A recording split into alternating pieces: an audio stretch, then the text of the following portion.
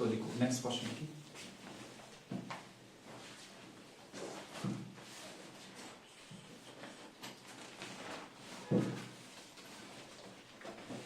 लिखिए if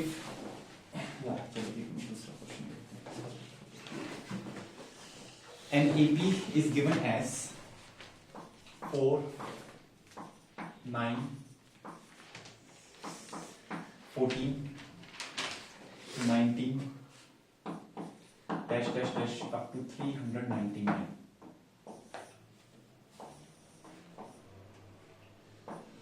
4 9 14 19 dash dash up to 399 there is an AP which is given like this. Okay, find now first part common difference and number of terms.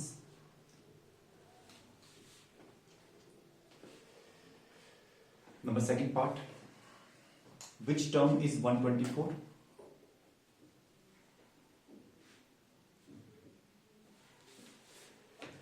Number third part, is 309 a term of AP? If yes,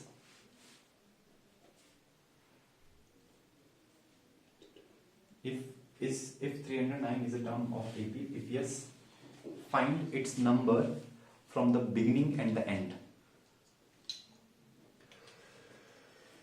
Find its number from the beginning and the end. ठीक है, तो देखो common difference तो बहुत आसानी से निकल जाएगा 9 माइनस 4 दैट इज 5 और वो nth टर्म का फॉर्मूला अगर लगाएं हम nth टर्म का formula that is a plus n minus 1 into d तो यहां से पता चलेगा कौन सी नंबर कितनी टर्म्स है टोटल कितनी टर्म्स है. ठीक है, तो 399 यहां लिख दो a आ जाएगा 4 plus n minus 1 into D है आपके पास 5 4 यहां ले आओ ये आ जाएगा 395 is equal to n minus 1 into 5 5 one सा 5 5 7 सा 35 9 सा 79. ठीक है, तो 79 is equal to n minus 1 तो नंबर ऑफ टर्म्स आ गई 80. तो इस एपी में कुल मिला के कितनी टर्म्स होंगी 80.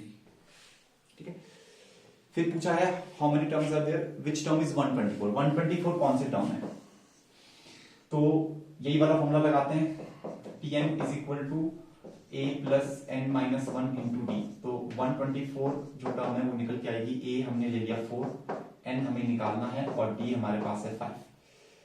तो 4 इधर ले आओ ये आ जाएगा 120 is equal to n minus 1 into 5 5 one सा 5 5 24 सा तो n यहाँ पे ले आओ 1 इधर ले आओ तो n is equal to 25. 25th term है फ्रॉम द बिगिनिंग.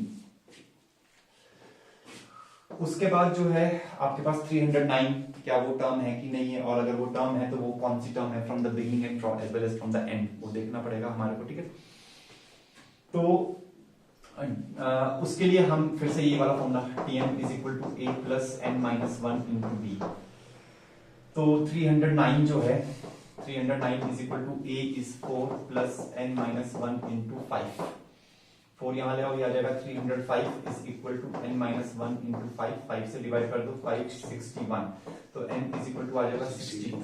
तो n इंटीजर आ रहा है नेचुरल नंबर आ रहा है इसका मतलब 309 एक टर्म है और वो 62nd टर्म है फ्रॉम द बिगिनिंग. अब फ्रॉम द एंड कितनी होगी फिर 18 नहीं 18th नहीं होगी. ठीक है ना, वही किया होगा आप लोगों ने वो नहीं होती. ठीक है ना, we have to calculate it. वैसे तो हम जनरल फॉर्मूला भी निकाल सकते हैं लेकिन कैलकुलेट करना सीखना है. कैलकुलेट कैसे करें जब ये उल्टा हो जाएगा आप प्रॉपर्टी लगाओ. कौन सी प्रॉपर्टी पहले वाली प्रॉपर्टी की अगर हम एपी की सारी टर्म्स को उलट दें तब भी वो एपी रहता है. लेकिन फर्स्ट टर्म क्या हो जाएगी 399 और कॉमन डिफरेंस क्या हो जाएगा -5.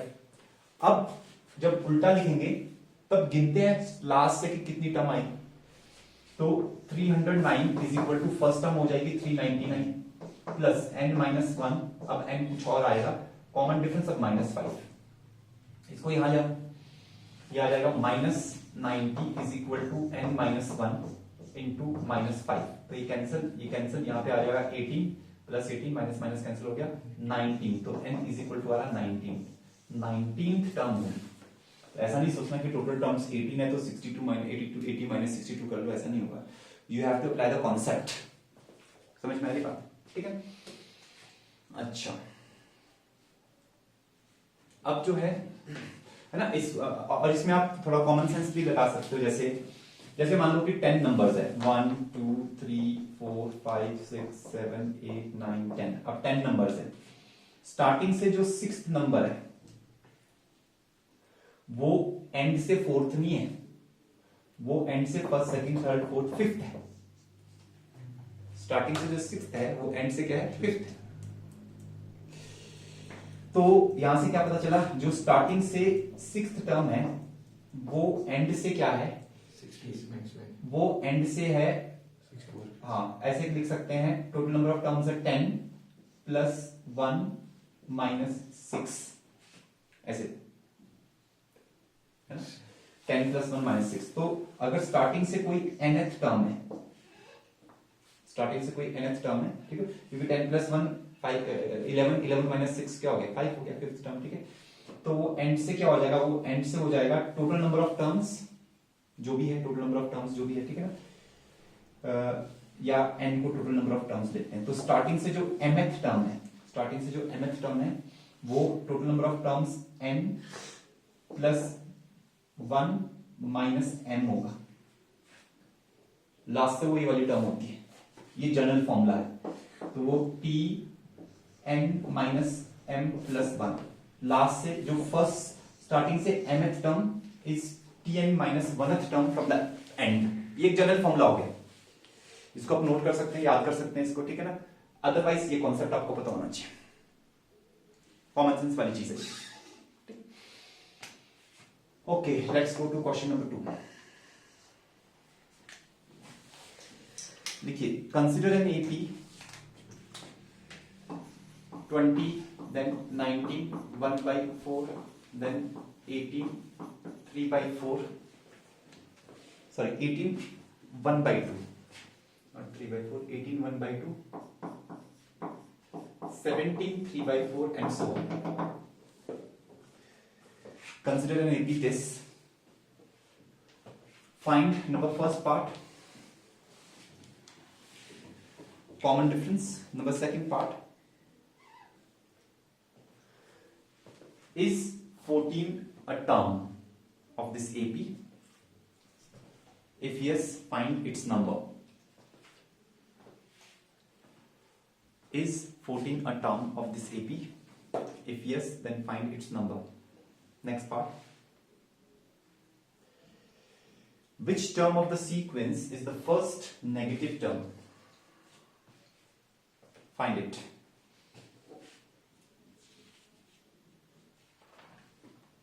Next part. Which term of the sequence is the last negative term? Sorry, पहले क्या बोला? Last positive term. Last positive term. Which term of the sequence is the last positive term? Find it. ठीक है, अब हमारे पास ये एक sequence है, एपी है, डिक्रीजिंग है, ठीक है। तो इस तरीके से बन सकता है। अब जैसे कॉमन डिफरेंस निकालना है, तो कॉमन डिफरेंस क्या आ जाएगा, दिस माइनस दिस कर लो, 19 1/4 माइनस 20 कर लो, ठीक है। 19 1/4 को लिख सकते हैं 19 प्लस 1/4, माइनस 20 को लिख दो माइनस 19 माइनस 1, ये कैंसिल 1/4 माइनस 1 इज माइनस 3/4, तो कॉमन डिफरेंस माइनस 3/4 आ गया, ठीक है। अच्छा, अब बी पार्ट, 14 क्या कोई टर्म है कि नहीं है, फिर से nth टर्म वाला tn is equal to a plus n minus 1 into d, इसको यूज कर लो, इसे चेक कर लो। tn जो है nth टर्म 14 ले लीजिए, फर्स्ट टर्म 20 ले लीजिए, n हमें निकालना है, n कॉमन डिफरेंस माइनस 3/4 ले लीजिए और सॉल्व कर दीजिए। 20 इधर आएगा, minus 6 is equal to minus 3/4 into n minus 1। Integer आ रहा है तो डेफिनेटली होगी ये, अगर इंटीजर ना आए, कभी फ्रैक्शंस में आ जाए n की वैल्यू, तो हम बोलेंगे this is not a term, ठीक।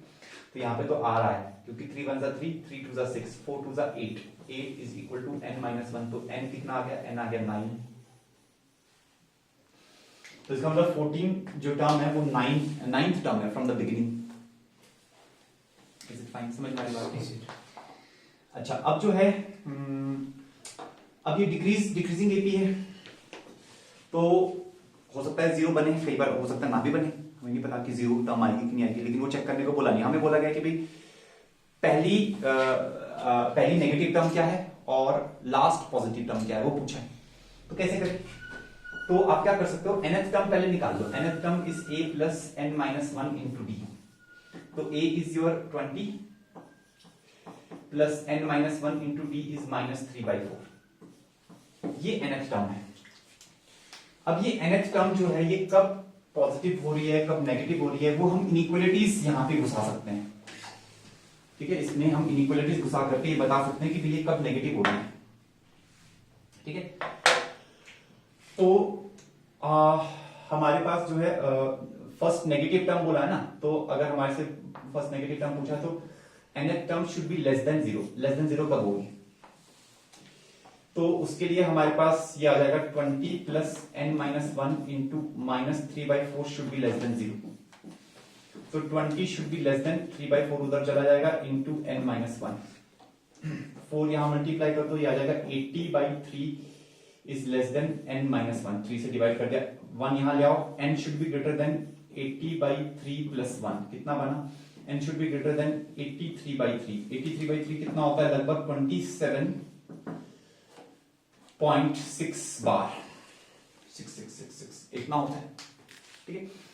इसका मतलब जो n है, अच्छा n क्या है, n तो है भाई नेचुरल नंबर, आया तो नहीं नेचुरल नंबर, लेकिन हमें पता चल गया कि नेगेटिव टर्म होने के लिए n 27.6 बार से बड़ा होना चाहिए, यानी 27 से बड़ा नेचुरल नंबर कौन सा है, सबसे पहले वाला 28th, इसका मतलब 28th टर्म जो होगी वो होगी पहली नेगेटिव टर्म, और 27th होगी लास्ट पॉजिटिव टर्म, बिल्कुल ठीक, ठीक है। तो अपना आंसर आ गया n इज इक्वल टू 28, क्योंकि ये नेचुरल नंबर ही होता है n हमेशा। तो अब 28th टर्म निकालेंगे हम, 28th term is the first negative term, और यहीं से हमें पता चल गया कि 27th term will be the last negative, last positive term. 28 term पहले निकाल लेते हैं, 28 जो है इसमें डाल दो 28 यहां पे, 20 plus n minus 1 into minus 3/4 में डाल दो 28, तो ये आ जाएगा आपके पास 20 plus 28 minus 1 is 27 into minus 3/4, तो 4 यहां पे ले लो, 4 ये आ जाएगा 80 माइनस 81, तो it will be minus 1/4, minus 1/4 is the first negative term. अब इससे पिछली टर्म निकालनी है, तो कैसे निकालें, कॉमन डिफरेंस जो है उल्टी दिशा में जा रहे हैं, उल्टी दिशा में कॉमन डिफरेंस जा रहे हैं, तो कॉमन डिफरेंस क्या बनेगा, कॉमन डिफरेंस जो है वो प्लस 3/4 बन जाएगा, तो उल्टी दिशा में एपी जो है वो प्लस 3/4 उसमें ऐड कर दो, ठीक है। तो 27th टर्म क्या आ जाएगी, वो आ जाएगी माइनस 1/4 में प्लस 3/4 ऐड कर दो, 1/2 आ जाएगी, वो लास्ट पॉजिटिव टर्म होगा, वो लास्ट पार्ट का आंसर ये हो जाएगा। आगे बात समझ में, नेक्स्ट क्वेश्चन लिखिए, which term of the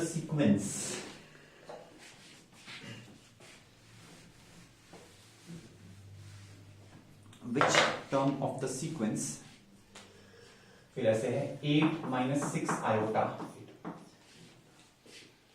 comma 7 minus 4 iota, 7 minus 4 iota,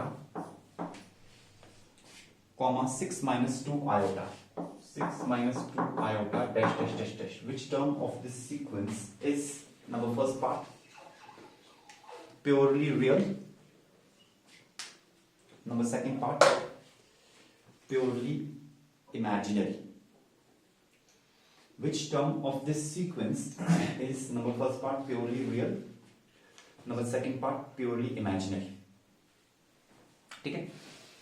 अब फर्स्ट टर्म क्या है जी, फर्स्ट टर्म है 8 minus 6 iota, common difference in दोनों का डिफरेंस करके देखो, 7 minus 4 iota minus 8 minus 6 iota, तो 7 माइनस 8 कितना हो जाएगा, minus 1, minus 4 iota plus 6 iota कितना हो जाएगा, 2 आयोटा।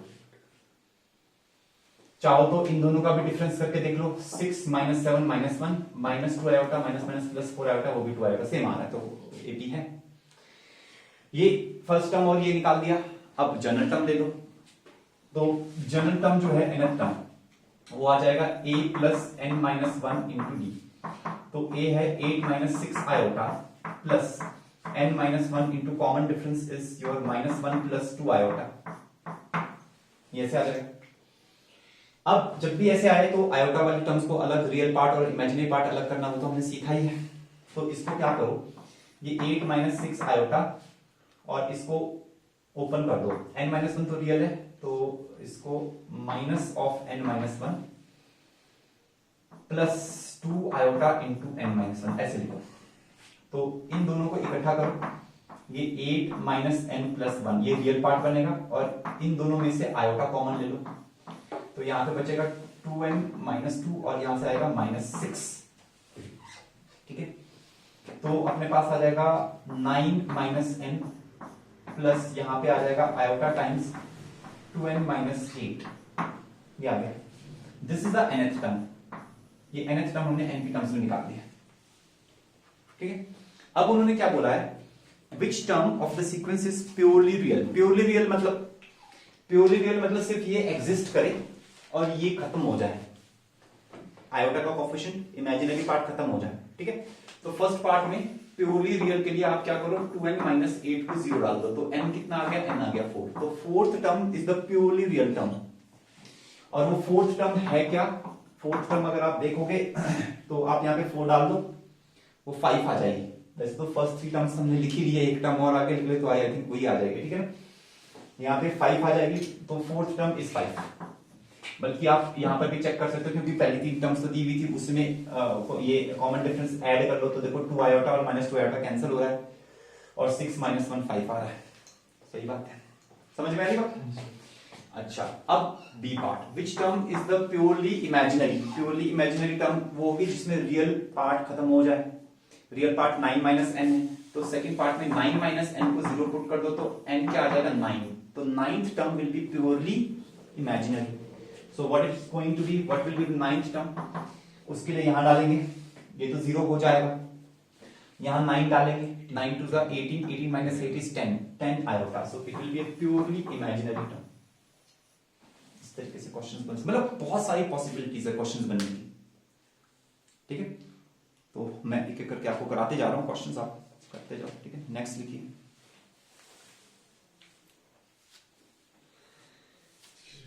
हाँ बोलो, डाउट है, हाँ बोलो। नेक्स्ट लिखिए जरा, नेक्स्ट क्वेश्चन। अब देखो लॉग्स यहाँ पे भी घुसाए जा सकते हैं, ठीक है। लॉग्स हर जगह पे पॉसिबल है घुसाने, ठीक, लिखिए। Next question is if log of 2 to the base 10 comma log of 2 की power x minus 1 to the base 10 comma log of 2 की power x plus 3 log of 2 की power x plus 3 to the base 10 are in AP, find x। If this and this term, these 3 terms are in AP, we have to find out what is the value of x। Simple question है, बस ये है कि थोड़ा log use हो जाएगा, ठीक है। तो AP की खास बात होती है कि कॉमन डिफरेंस सेम रहता है, आप वो यूज करो। Second term minus first term, तो सेकंड टर्म है log of 2 की power x minus 1 to the base 10 minus log of 2 to the base 10 should be equal to third minus second log of 2 की power x plus 3 to the base 10 minus log of 2 की power x minus 1 to the base 10, ये होता है। अब log की properties लगा दो, log a minus log b आपको पता है, ये क्या हो जाएगा log of a by b to the base 10। यहां पर भी वही प्रॉपर्टी लग जाएगी, log of 2 की पावर x plus 3 upon 2 की power x minus 1 to the base 10। अब base 10 दोनों जगह पे है तो ये आर्गुमेंट होता है, इसको बोलते हैं आर्गुमेंट, ये इक्वल होगा। तो 2 की power x minus 1 upon 2 should be equal to 2 की पावर x plus 3 upon 2 की पावर x minus 1। अब आप क्या करो, 2 की पावर x में क्वाड्रेटिक बनती हुई नजर आ रही है, उसको y मान लो थोड़ी देर के लिए, तो आपके पास आ जाएगा y minus 1 upon 2 is equal to y plus 3 divided by y minus 1। Cross multiply कर दो यहाँ और यहाँ पे तो बन जाएगा y minus 1 का whole square is equal to right hand side में 2y plus 6, इसको ओपन कर दो, a square plus b square minus 2ay is equal to 2y plus 6। उस साइड ले जाओ सब कुछ, तो ये आ जाएगा y square minus 4y minus 5 is equal to 0। Middle term splitting हो रही है देखो, ठीक है। तो मिडिल टर्म स्प्लिटिंग कर दो, क्या क्या आ रहा है 4n1, ठीक है ना, 4n1 नहीं 5n1 plus minus 5n plus 1, ठीक है। तो ये आ रहा है आपके पास Y square minus 5y plus y minus 5 is equal to 0। तो y हमने कॉमन ले लिया, अंदर क्या बचा y minus 5 plus 1 into y minus 5 is equal to 0। तो एक आ गया y माइनस 5 और दूसरा आ गया y plus 1 is equal to 0। तो या तो y 5 होगा या फिर माइनस 1 होगा, लेकिन y को हमने सब्स्टिट्यूट किया था, तो क्या यूज किया था हमने 2 की पावर x। तो या तो 2 की पावर x जो है वो 5 होगा या फिर 2 की पावर x जो है वो माइनस 1 होगा। अब ये इम्पॉसिबल है भाई, 2 की कुछ भी पावर हो, नेगेटिव तो हो नहीं सकती। किसी भी पॉजिटिव नंबर का कोई भी पावर हो हमेशा पॉजिटिव भी होगा, वो जीरो भी नहीं हो सकता actually, it can approach to zero but zero नहीं हो सकता। तो ये तो हो गया भाई इम्पॉसिबल चीज। तो x क्या निकल के आ रहा है, x इज इक्वल टू कैसे लिखते थे, log of 5 to the base 2, याद है, log of 5 to the base 2। so the value of x is this, log of 5 to the base 2।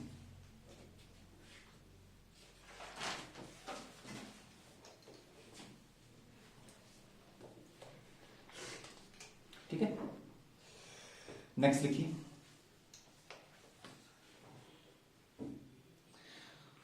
इसी टाइप का क्वेश्चन है, find the value of x, homework के लिए देता हूं यार क्वेश्चन है, find the value of x for which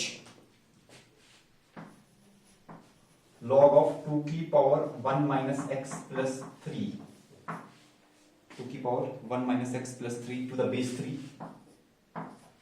comma log 4 to the base 9, log of 4 to the base 9, comma log 2 की पावर x माइनस 1, log 2 की power x minus 1 whole cube to the base 27. Find the value of x for which these three terms are in AP. कर लोगे घर से, है ना, खुद try करना, नहीं होगा फिर मैं कल बताऊंगा आपको, आंसर भी कल बताता हूँ, ठीक है। नेक्स्ट क्वेश्चन लिखिए।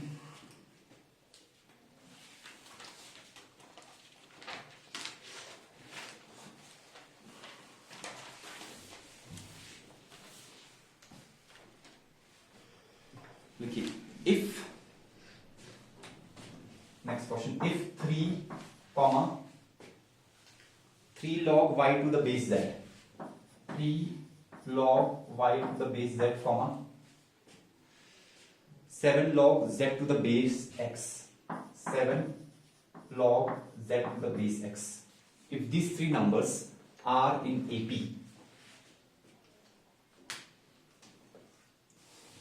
if these three numbers are in AP, then prove that x to the power of 18, then prove that x to the power of 18 plus is equal to y to the power of 21 is equal to z to the power of 28 is equal to z to the power of 28। ठीक है, ये है। तो हमें क्या prove करना है, x की पावर 18, 21 20, x की power 18 is equal to y to the power of 21 is equal to z to the power of 28 है। This is given that it is in AP, given है already, ठीक है। तो अब देखो, इसमें हम सीधे भी चल सकते हैं, उल्टे भी चल सकते हैं। जैसे अभी हम पिछले क्वेश्चंस में गए, ये तीनों AP में गिवन था, तो आप घर में कैसे करोगे, इसको कॉमन डिफरेंस निकालोगे, इज इक्वल टू हो जाएगा, ठीक है। अब यहां पर भी ये तीनों AP में गिवन है, तो लेकिन इसमें जैसे ये प्रूफ करना है तो हम उल्टा भी कर सकते हैं। उल्टा क्या कर सकते हैं कि मान लो ये तीनों इक्वल है, ये मान लिया अब हमने, अब हम जो है इसको इक्वल मान ले और ये प्रूफ कर दे कि इसकी इक्वलिटी से ये प्रूफ कर दे कि ये AP में है। तो इसमें क्वेश्चन में क्या बोला है, क्वेश्चन में बोला है कि ये तीन AP में है, prove that this is equal, these three are equal. लेकिन मैं बोल रहा हूं कि हम इसका उल्टा भी कर सकते हैं, मैथ्स में बिल्कुल ऐसा लॉजिक चलता है, उल्टा भी कर सकते हैं कि हमने मान लिया कि ये इक्वल है, अब इसकी सहायता से हम किसी भी तरीके से ये प्रूव कर दे कि ये AP में है। तो अपना काम बन जाएगा। ठीक है, तो लेट x की power 18 is equal to y की power 21 is equal to z की power 28 is equal to some constant, let us consider it as lambda. ठीक है, ये हमारे पास इस तरीके से लैम्डा आ गया। अब हमारे को इन तीन पे नजर रखनी है। ठीक है, चलो लॉग ले लेते हैं। हर जगह पे हम लॉग टू एनी बेस है ना, इसको ले लो 18, taking log 18 times log of x plus नहीं सॉरी इज इक्वल टू या जाएगा 21 times log of y is equal to 28 times log of z is equal to log of lambda. Log ले लिया हमने, कोई भी बेस हो सकता है। ठीक है, अच्छा अब हमारे को ध्यान रखना है कि हमारे को क्या क्या प्रूफ करना है। ये 3 है और यहां पे भी 3 log y to the base z है। ठीक है, तो सबसे पहले आपको पता है log of y to the base z क्या होता है। ठीक है, log of y to the base z या 3 times log of y to the base z, ये टर्म निकालने जा रहा हूं मैं। क्या होता है ये बेस चेंज फॉर्मूला, अगर आपको याद हो, ये होता है log of y to any base divided by log of z to any base. आप क्या करो, 3 बाहर रहने दो, log y यहां से निकालो, क्या आएगा 21 उधर जाएगा तो ये आ जाएगा log of lambda divided by 21। log z यहां से निकालो, क्या आएगा, ये आ जाएगा log of lambda divided by 28।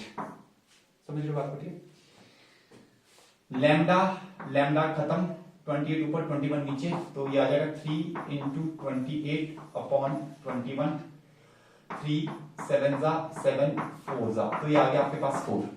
ये टर्म आ गया आपके पास 4। पहली टर्म तो 3 है, दूसरी टर्म आ गई 4, आगे 4। तीसरी टर्म उठा लो, तीसरी टर्म है 7 times log of z to the base x। इसमें भी बेस चेंज फॉर्मूला लगा लो, ये आ जाएगा log of z to any base divided by log of x to any base. तो ये क्या आ जाएगा, ये आ जाएगा 7 log ऑफ z यहां से निकालो, वो क्या आ जाएगा, वो आ जाएगा log of lambda upon 28 whole divided by log of x, यहां से निकालो 18 उधर ले जाओ, तो ये आ जाएगा log ऑफ लैम्डा अपॉन 18 और log लैम्डा कैंसिल हो जाएगा 7। ठीक है ना, ये दोनों कैंसिल हो गए, 18 ऊपर चला गया, 18 अपॉन 28 आ गया, 7 1 7 7 4 जा 28 आ गया आपके पास। ठीक है ना, यहां पे आ जाएगा आपके पास 9/2।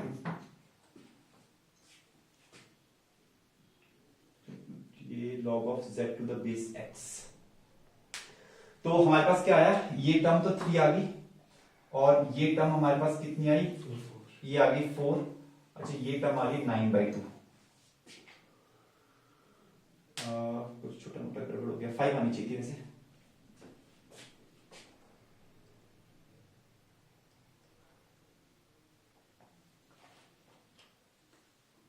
अच्छा सॉरी, क्वेश्चन में थोड़ा सा छूट गया मुझसे क्वेश्चन ना।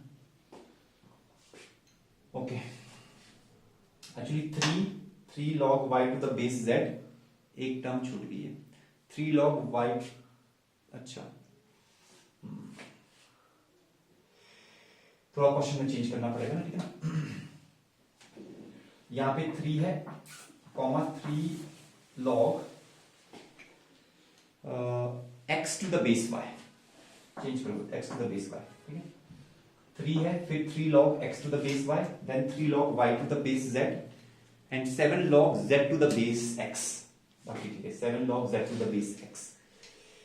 These 4 terms are in AP actually, not 3 terms. These 4 terms are in AP. Then we have to prove that they are equal. यहाँ पे 4 terms थी AP में, 3 नहीं थी। ठीक है ना, समझ में आ गया थोड़ी सी बात है। बाकी हमने सब कुछ ठीक किया। ठीक है, ये कितना आ गया, ये आ गया हमारे पास 4.5, ये आ गया हमारे पास 4। मतलब हमने ये निकाल लिया और हमने ये निकाल लिया और ये तो हमारे को 3 दिया हुआ, ये 3 है, ये निकालना बाकी, ये बीच में छूट गई थी जो हमारे से, इसको निकाल लेते हैं। ठीक है ना, तो इसी तरीके से कोई ज्यादा ऐसे कोई नई चीज नहीं करनी, इसी तरीके से निकाल लेते हैं। तो अब मैं निकालने जा रहा हूं 3 times log of x to the base y, 3 times log of x to the base y। Base change formula लगा रहा हूं मैं, तो 3 टाइम्स ये आ जाएगा log of x upon log of y, तो ये आ जाएगा 3 times log x। log x आप यहां से उठाओ, 18 इधर ले जाओ, हाँ बिल्कुल, ये आ जाएगा log lambda upon 18 whole divide by log lambda by 21, तो ये आ जाएगा log लैम्डा बाय 21, ऐसे आ गया। log लैम्डा से log लैम्डा कैंसिल हो गया, 21 ऊपर चले जाएगा, 21 बाय 18 आ जाएगा, तो ये आपके पास आ जाएगा 3 मल्टीप्लाई बाय 21 अपॉन 18, 3 1 जा 3, 3 6 जा 3, 2 जा 3, 7 जा, कितना आ गया 7 बाय 2, 7 बाय 2 कितना होता है 3.5। अब आ गया, देखो एपी में आ गया, क्योंकि ये तो हमारे पास 3 है, दिस इज ओवर 3, ये कितना आया, ये आया हमारे पास 3.5, ये हमारे पास कितना आया था, ये हमारे पास आया था 4, और ये हमारे पास कितना आया था, ये आया था 4.5, 9 बाय 2 आया था ना, 9 बाय 2 इज 4.5, तो 3, 3.5, 4 एंड 4.5 एपी में है कि नहीं है, कॉमन डिफरेंस कितना है 0.5, हेंस प्रूव्ड। आधी बात समझ में कुछ, ठीक है।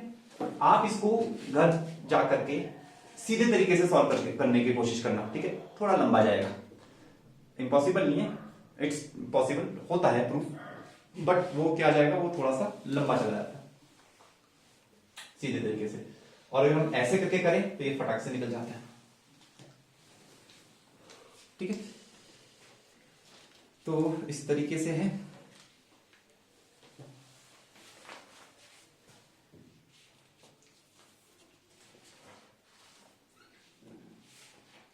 चलो अभी और भी है क्वेश्चंस, अभी खत्म नहीं हुए क्वेश्चंस ना, ठीक है। अभी तो सम पे तो मैंने कराई नहीं अभी क्वेश्चंस, अभी तो हम जनरल टर्म और एपी के ऊपर ही कर रहे थे, तो अभी एक क्लास और लगेगी फुल फ्लेश्ड, एटलीस्ट सिर्फ इसके क्वेश्चंस करने में ही लग जाएगी, ठीक है ना।